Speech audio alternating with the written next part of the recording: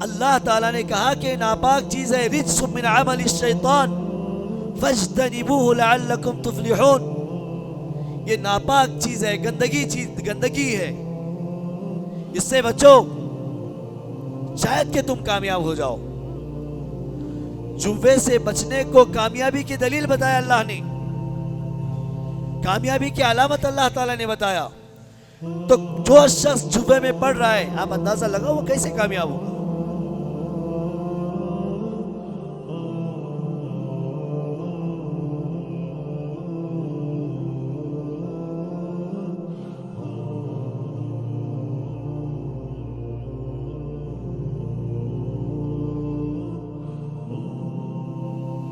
ساری تعریفیں اللہ رب العالمین کے لیے ہے۔ صلاۃ و سلام ہو نبی اکرم جناب محمد رسول اللہ صلی اللہ علیہ وآلہ وسلم پر۔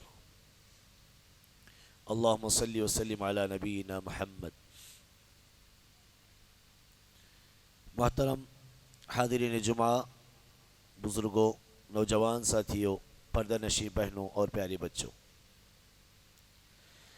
اس سے قبل جمعہ میں جب ہم نے آپ سے گفتگو کی تھی تو اس خطبے کا عنوان تھا بیٹا سدھارو بیٹی بچاؤ۔ آج کا موضوع بھی اسی سلسلے کی ایک کڑی ہے۔ اللہ تعالیٰ سے دعا کرتا ہوں کہ اللہ تعالیٰ بولنے میں آج جو مشکل ہے اس مشکل کو میرے لیے آسان فرمائے، اور کہنے اور سننے والوں کو سمجھنے اور عمل کرنے کی توفیق عطا فرمائے۔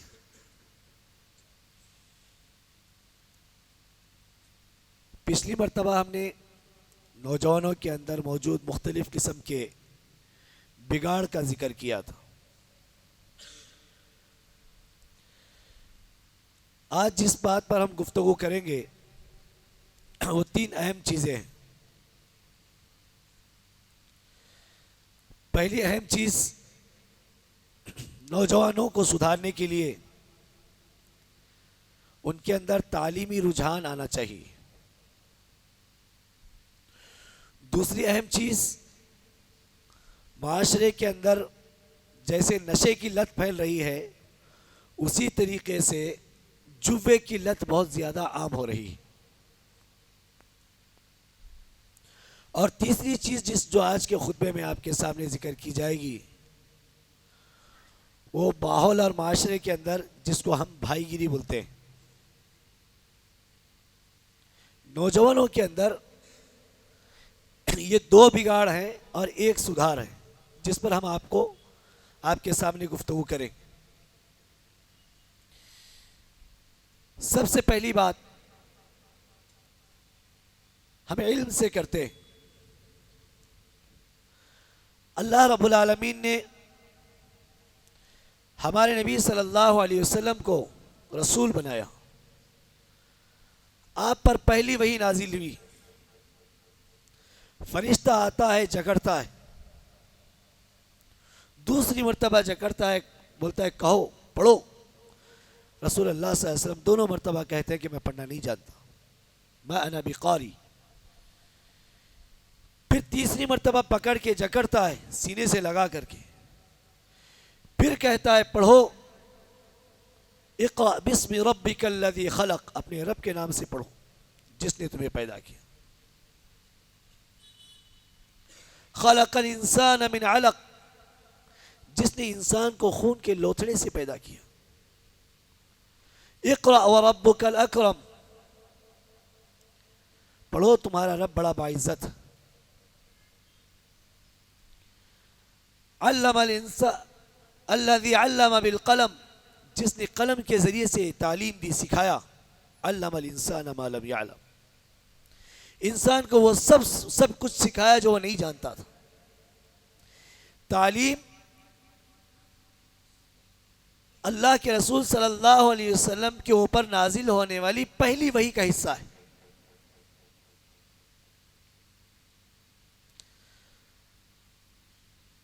پہلی وحی نازل ہوئی جس میں اللہ رب العالمین کی وحدانیت کا بھی ذکر، اقرأ بسم ربک الذی خلق، تو ساتھ میں اللہ تعالیٰ نے علم کی اہمیت بھی بتائی. توحید اور علم دونوں کو جوڑ کر کے بیان کیا گیا. ایک مشہور سورت سورۃ العصر کے نام سے، والعصر ان الانسان لفی خسر، انسان خسارے میں ہے. زبانی کی قسم کھا کر کے اللہ تعالیٰ کہتے الا الذین آمنوا وعملوا الصالحات، وہ لوگ خسارے میں نہیں ہیں جو ایمان لاتے ہیں، عمل صالح کرتے ہیں، ایک دوسرے کو حق کی وصیت کرتے ہیں اور ایک دوسرے کو صبر کی وصیت کرتے ہیں. تو اس کا خلاصہ اہل علم نے کہا کہ اس سورت کے اندر 4 باتوں کی تعلیم دی گئی ہے: علم، عمل، دعوت اور صبر. علم ہے تو ایمان ہے، علم ہے تو عمل، علم ہے تو انسان دعوت دے سکتا ہے، اور علم نہیں ہے تو اس کی زندگی محال ہے. تو علم انسان کی ترقی کا سبب. پڑھا لکھا شخص اور ان پڑھ کبھی برابر نہیں ہو سکتے. اللہ تعالیٰ نے قرآن میں یہی سوال کیا، کہا کہ قل هل يستوي الذين يعلمون والذين لا يعلمون. وہ لوگ جو پڑھے لکھے ہیں، تعلیم یافتہ ہیں، علم والے، وہ اور وہ جو جاہل ہیں، نادان ہیں، ان پڑھ ہیں، نہیں جانتے، کیا وہ برابر ہو سکتے؟ ظاہر سی بات ہے. ایک اور جگہ پر اللہ تعالیٰ نے کہا کہ اندھا اور دیکھنے والا برابر نہیں ہو سکتے. علم کی مثال دیکھنے والے کی ہے اور ان پڑھ کی مثال نابینا جیسی. آپ اس دنیا کو دیکھنا چاہتے ہو، ترقی کرنا چاہتے ہو، یہاں جینا چاہتے ہو، یا عزت کی زندگی جینا چاہتے ہو، وقار کے ساتھ رہنا چاہتے ہو اس زندگی کے اندر، تو آپ کے لیے بینائی ضروری ہے، اور وہ بینائی علم سے آتی. اللہ تعالیٰ نے قرآن مجید میں کہا کہ یرفع اللہ الذین آمنوا منکم والذین اوتوا العلم درجات، کہ اللہ تعالیٰ ایمان والوں اور علم والوں کو اونچا کرے گا، درجات بلند کرے گا. ایمان اور علم دونوں ضروری. انسان کے پاس علم ہے اور ایمان نہیں ہے تو انسان بیکار، اور انسان کے پاس ایمان ہے اور علم نہیں ہے تو پھر وہ نادان. ایسا انسان کئی اعتبار سے مظلوم مانا جائے گا. اس کو معصوم سمجھ کر کے لوگ کچل دیں گے. اس کی معصومیت کا، اس کی لا علمی کا بہت زیادہ غلط فائدہ لوگ اٹھائیں گے. لہذا علم اس زندگی میں بہت ضروری ہے، اور علم دونوں اعتبار سے، دنیاوی اعتبار سے بھی ضروری ہے اور اخروی اعتبار سے بھی ضروری ہے. دنیاوی اعتبار سے آپ کو اپنی زندگی میں موجود جتنی چیزیں آپ کے ساتھ لگی ہوئی اس کا علم آپ کو ہونا چاہیے، اور اخروی اعتبار سے ایسے کہ انسان دنیا میں رہتے ہوئے اتنا علم حاصل کرے کہ وہ اللہ تعالیٰ کی رضا کو حاصل کر سکے. تو وہ علم اس کو دنیا میں بھی کام آئے گا اور آخرت میں بھی کام آئے گا. اللہ تعالیٰ مجھے اور آپ کو توفیق عطا فرمائے. علم کو لوگ دینی اور دنیاوی علم کے اعتبار سے فرق کرتے ہیں. رسول کریم صلی اللہ علیہ وسلم مدینہ ہجرت کر کے تشریف لائے. دیکھا کہ لوگ کھجور کے درخت کی تعبیر کر رہے ہیں. تعبیر النخل یعنی میل اور فیمیل کی میٹنگ کراتے، اس کے کچھ پتوں کو لیتے اور فیمیل کے ساتھ جو ہے اس کو جوڑ کر کے باندھ دیتے. اللہ کے نبی صلی اللہ علیہ وسلم کو ان کا یہ عمل تھوڑا سا عجیب لگا. اللہ کے نبی صلی اللہ علیہ وسلم نے منع کر دیا. اس سال جب تعبیر نہیں کی گئی، میل اور فیمیل کھجور کے درخت کی میٹنگ نہیں کی گئی، تو اس سال فصل کم آئی. اللہ کے رسول صلی اللہ علیہ وسلم کے سامنے صحابہ نے شکایت کی تو اللہ کے نبی صلی اللہ علیہ وسلم نے کہا کہ تمہارے دنیاوی امور میں تم زیادہ جاننے والے ہو، انتم اعلم بامور دنیاکم. تو معلوم یہ ہوا کہ دنیاوی طور پر علم حاصل کرنا بھی ضروری ہے، ورنہ انسان نقصان اٹھا سکتا ہے. دونوں باتیں اسی حدیث سے معلوم ہوتی ہیں. دنیاوی طور پر جینے اور زندگی گزارنے کے سلیقے یہ سب آپ کو سیکھنا ضروری ہے، اور اگر یہ علم نہیں سیکھو گے یا حاصل نہیں کرو گے تو نقصان اٹھاؤ گے. یہ بھی بات اسی حدیث سے معلوم ہوتی ہے، کیونکہ کھجور کی فصل کم آ گئی تھی. تو دنیاوی اعتبار سے لوگ آج علم حاصل کرتے ہیں، بہت زیادہ ترقی کر رہے ہیں، لیکن ان کے پاس ایمان نہیں، ان کے پاس اللہ تعالیٰ کی توحید نہیں ہے، جس کی وجہ سے لوگ علم والے سارے خداؤں کا انکار کرتے ہیں. اللہ رب العالمین کے اللہ ہونے کا بھی وہ لوگ انکار کرتے ہیں علم نہیں ہونے کی وجہ سے. تو وہ علم جو آپ کو اس دنیا میں تو فائدہ دیتا ہی دیتا ہے، جو آپ کی آخرت بنائے، اس علم کو بھی حاصل کرنا ضروری ہے. تو دنیاوی طور پر آپ کو ترقی کرنے کے لیے جتنے علوم میدان میں موجود ہیں، اس دنیا میں موجود ہیں، سارے حلال علوم کو حاصل آپ کر سکتے ہیں. جیسے علم النجوم کو سیکھنے سے منع کیا گیا، یا ہاتھوں کو پڑھ کر کے جو ہتھیلیوں کی لکیریں بتانے والا جو علم ہے، اس کو پڑھنے اور اس کو سیکھنے سے منع کیا گیا. قیافہ شناسی کے علم سے منع کیا گیا. کہانت اور جادوگری کا بھی ایک علم ہے، اس کو بھی اللہ کے رسول صلی اللہ علیہ وسلم نے حرام قرار دیا. اور اسی طریقے سے مختلف اعتبار کے علوم اس دنیا میں پائے جاتے ہیں، تو اس میں حلال اور حرام کی تمیز کیجئے، حلال علوم حاصل کر کے ترقی کیجئے. اس سے آپ بھی ترقی کریں گے، آپ کا خاندان، خیش، اقارب سب کو فائدہ ہوگا، اور بحیثیت قوم سارے مسلمانوں کو انشاءاللہ العزیز فائدہ ہوگا.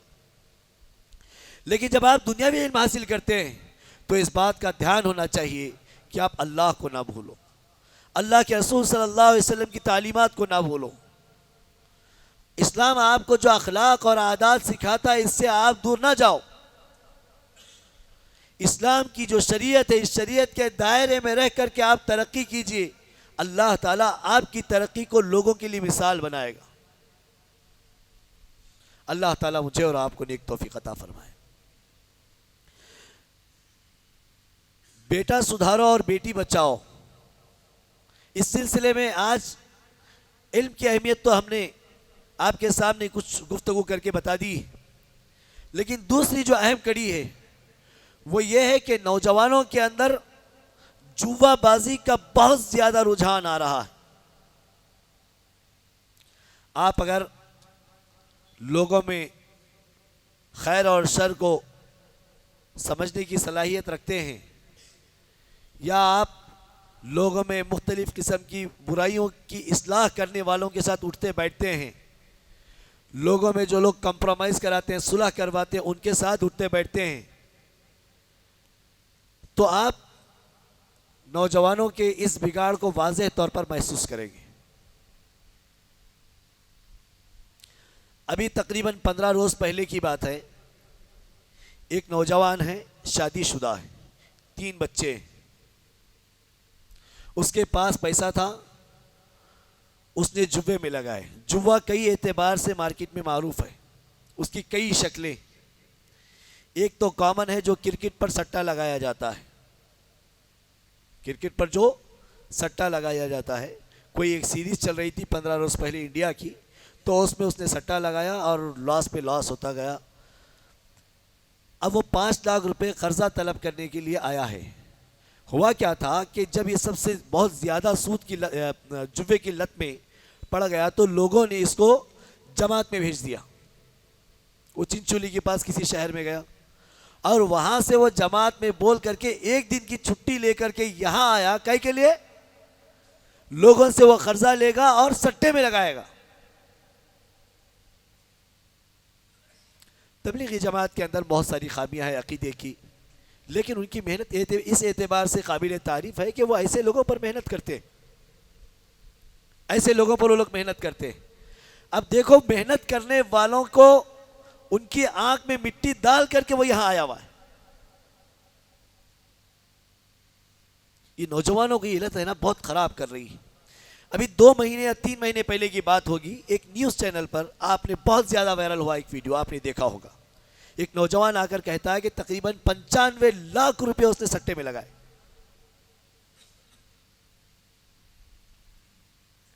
اللہ تعالیٰ نے کہا کہ ناپاک چیز ہے رجس من عمل الشیطان فاجتنبوہ لعلکم تفلحون. یہ ناپاک چیز ہے، گندگی ہے، اس سے بچو شاید کہ تم کامیاب ہو جاؤ.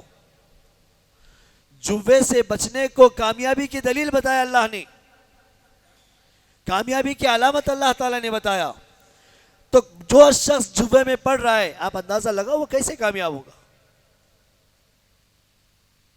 ایسی بے شمار مثالیں آپ کو اپنے دوستوں میں، آپ کے رشتہ داروں میں، آپ کے اٹھنے بیٹھنے والوں میں، اور آپ کو اپنے محلوں کے اندر، معاشرے کے اندر بے شمار نوجوان ایسے ملیں گے جو جوے کی لت میں برباد ہو چکے.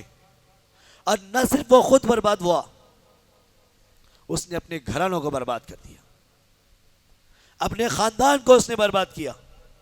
اب وہ گھروں میں منہ دکھانے کے لائق نہیں رہا تو میڈیا میں آ کر کہتا ہے کہ میں گھر میں منہ دکھانے کے لائق نہیں ہوں، اب میڈیا میں بول رہا ہوں. تو سٹا جو کرکٹ پر لگایا جا رہا ہے، جو شرط لگا کر کے کھیلا جا رہا ہے، یہ حرام اور بہت سخت حرام. اس کی بہت زیادہ، اس کے اتنے نقصانات ہیں کہ آپ برباد ہوتا ہوا دیکھو گے خود کو اور آپ اپنا کچھ نہیں کر پاؤ گے. دوسری جو شکل لوگوں میں پائی جاتی ہے، یہ جو آن لائن ایپ آئے ہوئے ہیں، کرکٹ کی اپنی ٹیم بناؤ اور کھیلو، 1 روپیہ لگاؤ اور کھیلو. مت ماری گئی ان کرکٹرز کی جن کو لوگ ملک بھر میں اور دنیا بھر میں اسٹار کے نام پر دیکھتے ہیں. کچھ مسلمان بھی ہیں اور کچھ غیر مسلم بھی ہیں، اور سب اس ملک کے نوجوانوں کو برباد کرنے پہ لگے ہوئے. جن کو پہلے ایمانداری اور امانت داری کی علامت مانا جاتا تھا، کرکٹ کھیلتے ہوئے لوگ بولتے تھے بڑا ایماندار کرکٹر، اور وہ میدان اب آ کر کے پیسہ کمانے کے لیے کس چیز کی ایڈورٹائزنگ کر رہا ہے؟ سٹے کی ایڈورٹائزنگ کر رہا ہے. وہ کس چیز کی ایڈورٹائزنگ کر رہا ہے؟ نوجوان نسل کو بگاڑنے کے لیے جوا کھیلنے کی ایڈورٹائزنگ کر رہا ہے. اور ہمارے لوگ ان کو ہیرو مانتے ہیں. آپ اپنی پروفائلز پہ دیکھو نوجوانوں کی، فلاں کرکٹر کی پروفائل رکھی ہوئی ہے، کوئی فلاں کی رکھا ہوا ہے، کوئی واٹس ایپ پہ رکھا ہوا ہے، کوئی انسٹا پہ رکھا ہوا ہے. سوشل میڈیا کے سارے ایپس کھنگال کر کے دیکھ لو، کتنے لوگوں نے، کتنے نوجوانوں نے ان کرکٹرز کو اپنے نمونہ بنایا ہوا ہے. اب یہ لوگ جو ان کو فالو کر رہے ہیں ان کی باتوں کو مان کر کے کھیلنے لگتے ہیں. شروعات 1 روپے سے ہوتی ہے، شروعات 11 روپے سے ہو رہی ہے، شروعات 20 روپے سے ہو رہی ہے، انتہا کہاں ہو رہی ہے آپ کو کچھ پتا نہیں. آپ کو پتا بھی ہے اس سے نقصانات کیا کیا ہوئے ہیں. مال تو مال گیا ہی گیا. ان کے جو لوگ یہ گیم کھیل رہے ہیں، جو سٹے میں لگے ہوئے، ان کے گھروں کی عورتوں کی عزتیں بھی باقی نہیں رہی. گھروں کی عورتوں کی عزتوں کو انہوں نے لٹا دیا محض لالچ میں.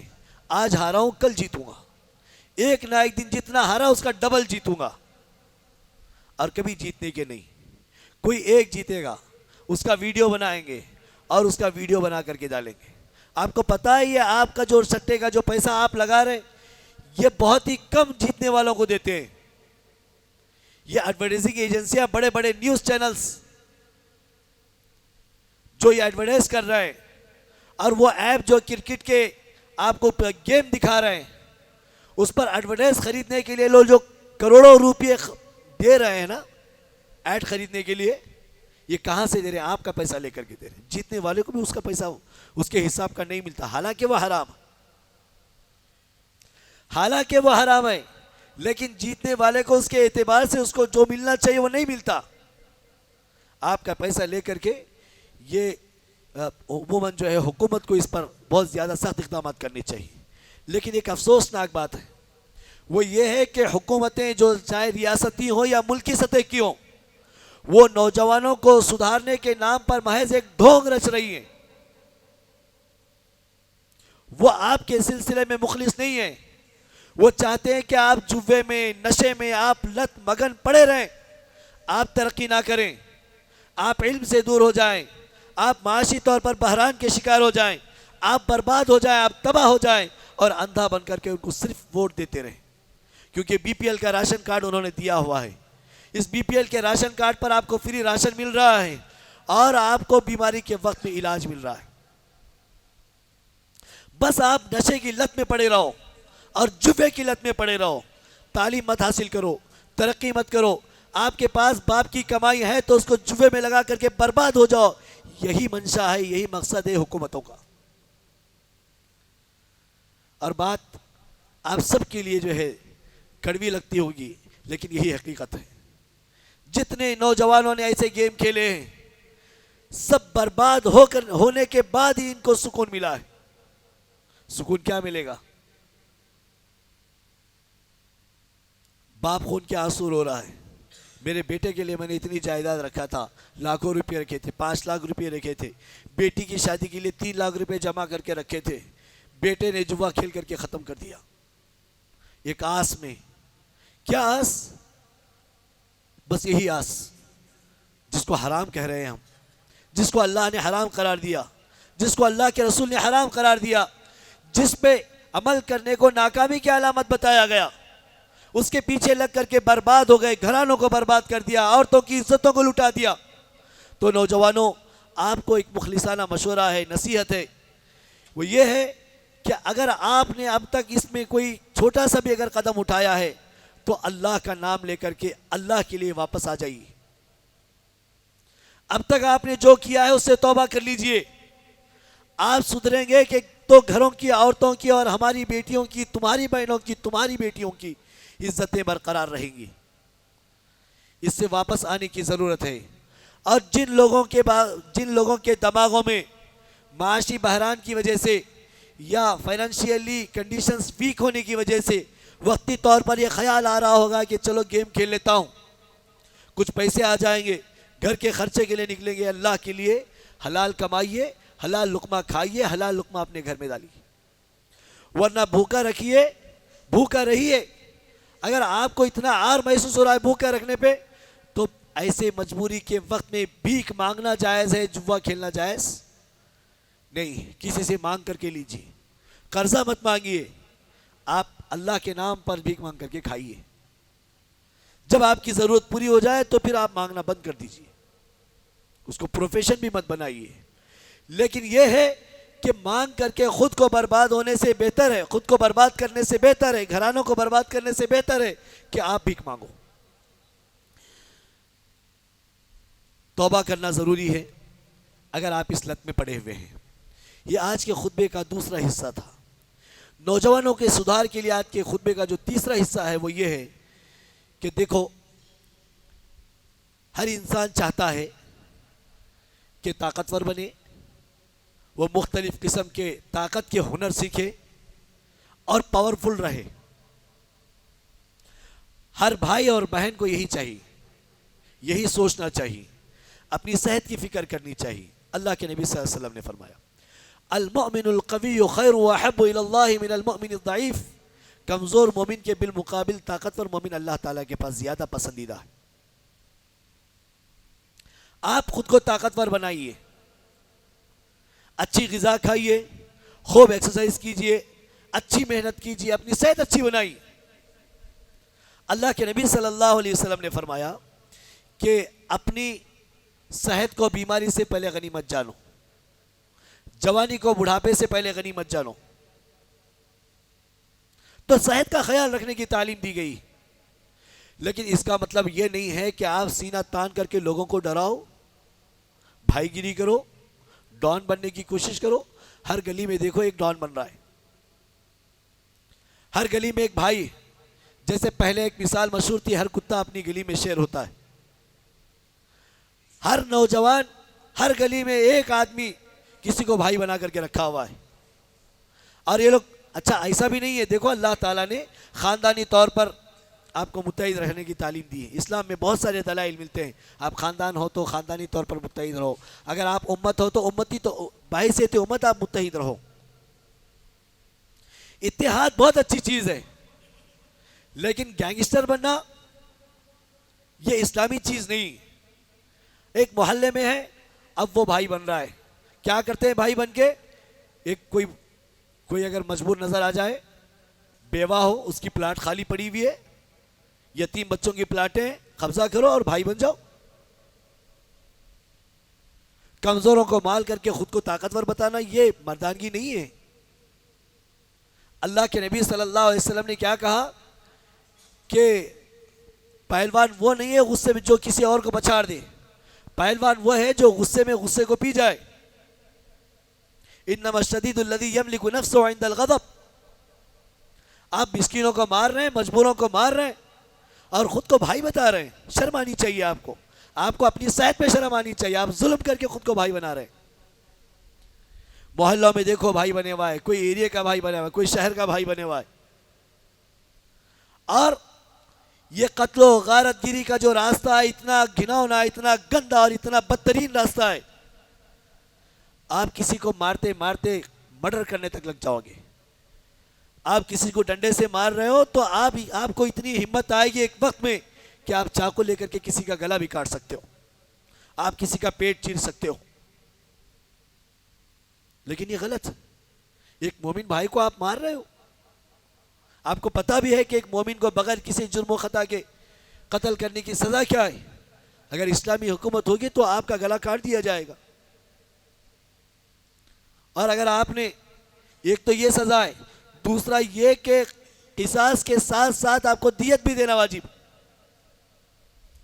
اگر آپ قتل خطا کرتے یعنی آپ شکار کے لیے گئے یا یوں سمجھو کہ باہر وہاں کوئی کتا کھڑا تھا، آپ نے کتے کو پتھر لے کر کے مارا، پتھر مس ہوا اور سیدھے جا کر کے آدمی کے پھیپڑوں پہ لگا یا اس کے کلیجے پہ لگا، آدمی جگہ پہ مر گیا. آپ کا انٹینشن آدمی کو مارنے کا نہیں تھا، آپ نے کتے کو پتھر پھینکا تھا. حالانکہ جانوروں پر بھی پتھر پھینکنا منع ہے. آپ نے کتے کو پتھر پھینکا لیکن مر گیا کون؟ آدمی. غلطی سے قتل ہوا. جو شخص غلطی سے قتل ہوتا ہے اس کی جو دیت ہے اسلام میں کیا ہے؟ 100 اونٹ دینا ہے آپ کو. 3000 ریال کا ایک اونٹ.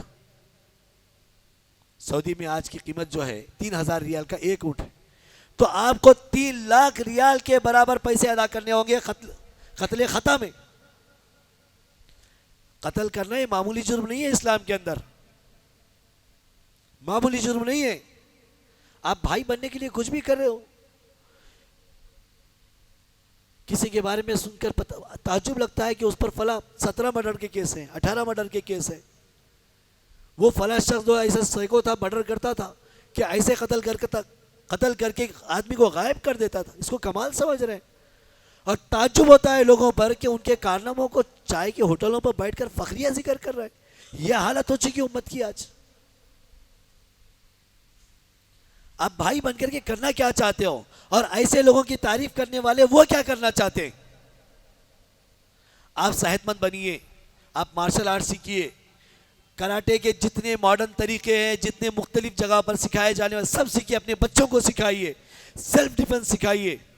اور قانونی طور پر آپ پر کوئی ظلم کرتا ہے تو اس سے لڑنے کا طریقہ خود بھی سیکھیے اور لوگوں کو بھی سکھائیے. مگر کسی پر ظلم مت کیجیے نا. کیا ملے گا آپ کو یتیموں کی جگہوں کو ہڑپ کر کے؟ کیا ملے گا آپ کو بیواؤں کی جائیدادوں کو چھین کر کے؟ آپ سکھ کی زندگی جی پائیں گے؟ ایک دن آئے گا آپ نے آج کسی کو مارا، کل کوئی آپ کو مار دے گا. آپ نے آج کسی کو بیوہ بنایا، تمہاری بیوی کو کوئی بیوہ بنا دے گا. آج آپ نے کسی کے بچوں کو یتیم کر دیا، کل تمہارے بچوں کو کوئی یتیم کر دے گا. آپ صحت مند بنیے، سارے ڈیفنس کے ساتھ جتنی چیزیں ہو سکتی ہیں ساری سیکھ کر کے رکھیے، مگر ظلم مت کیجیے. آپ پر آئے تو آپ ڈیفنس کرنے کی طاقت رکھیے. بحیثیت قوم ہر مسلمان کو طاقتور اور صحت مند ہونا چاہیے، لیکن اس کا مطلب یہ نہیں ہے کہ آپ کمزوروں پر ظلم کرو. تو آج ماحول اور معاشرے کے اندر جو وبا پھیلی ہوئی ہے بھائی گیری والی، یہ بہت ہی خطرناک اور بہت گھناؤنی اور بہت گندی وبا ہے. اس سے بچنا چاہیے. اور میں بزرگوں سے کہوں گا کہ آپ اپنے بچوں کو نصیحت کرو. اگر آپ ایک نوجوان بچے کے والد ہو یا بڑھنے والے بچے کے والد ہو تو آپ ابھی سے بچوں کو اچھے مینر سکھائیے، اچھے اخلاق سکھائیے، اچھی عادتیں سکھائیے، سیلف ڈیفنس سکھائیے، اس کو صحت مند رہنے کے آداب سکھائیے، لیکن ظلم کرنے سے روکیے. یہ وہ ایج ہے جس کا ہم نے پچھلی مرتبہ بھی تذکرہ کیا تھا، 9th 10th اور PUC کی، انٹرمیڈیٹ کی۔ اس میں مختلف قسم کی لتوں کے شکار بچے ہوتے ہیں، اور اسی عمر میں بھائی لوگ ایسے بچوں کو ٹارگٹ کرتے ہیں۔ بلاؤ اس کو، صحت مند لگ رہا ہے، اپنے ساتھ بٹھاتے ہیں، چائے پلاتے ہیں، بات چیت کرتے ہیں، پھر اس کو جذبات پہ لاتے ہیں، پھر اس کو نشہ کے عادی بناتے ہیں، اور گانجا جب ایک گانجے کا کش لیتا ہے وہ دوسری مرتبہ گانجا پلانے سے پہلے اس کو اپنے کچھ شرائط کو منواتے ہیں۔ آپ کے بچوں کو یہ لوگ تباہ کر رہے ہیں، اور جہاں کہیں جن لوگوں کے بارے میں آپ کو معلوم ہو کہ یہ شخص ایسا بھائی گیری کرنے والا ہے اور میرا بچہ اس کے پاس جا کر کے بیٹھ رہا ہے، تو آپ اپنے بچے کو فوراً وہاں سے اٹھا کر کے لائیے، اور جس شخص کے پاس بیٹھ رہا ہے اس شخص کو بھی سمجھائیے کہ بھائی صاحب مہربانی کیجیے، آپ ہمارے بچے کو اپنے ساتھ مت رکھیے۔ تو 3 باتیں آج کے خطبے میں بتائی گئی۔ پہلی بات علم، اور یہ جو 2 چیزیں بعد میں بتائی گئی ہیں، جوے کا جو خمار چھایا ہوا ہے، جوے کی جو لت نوجوانوں میں چھائی ہوئی ہے، جو جڑ پکڑ چکی ہے، اس سے توبہ کرنا ضروری ہے، اور تیسرا بھائی گیری، بلکہ آخری کے جو 2 چیزیں ہیں، جوا اور بھائی گیری، ان دونوں سے سدھرنے کا واحد طریقہ پہلی بات ہے علم۔ اگر آپ کے پاس علم ہے تو آپ صحت مند بنو گے، آپ سیلف ڈیفینس کرو گے، اگر آپ کے پاس علم ہے تو آپ ترقی کرو گے لیکن ظلم نہیں کرو گے۔ تو لہٰذا اپنے نوجوانوں کو تعلیم سے آراستہ کیجیے، اور ان کو مختلف قسم کی بری لتوں سے اور بری عادتوں سے بچانے کی کوشش کیجیے۔ اللہ تعالیٰ سے دعا کرتا ہوں کہ اللہ تعالیٰ مجھے اور آپ کو، ہم سب کو کہنے اور سننے کے ساتھ ساتھ سمجھنے اور عمل کرنے کی توفیق عطا فرمائے۔ اقول قولی هذا استغفر الله لي ولكم ولسائر المسلمين من كل ذنب واستغفروه انه هو الغفور الرحيم، وصلى الله على النبي۔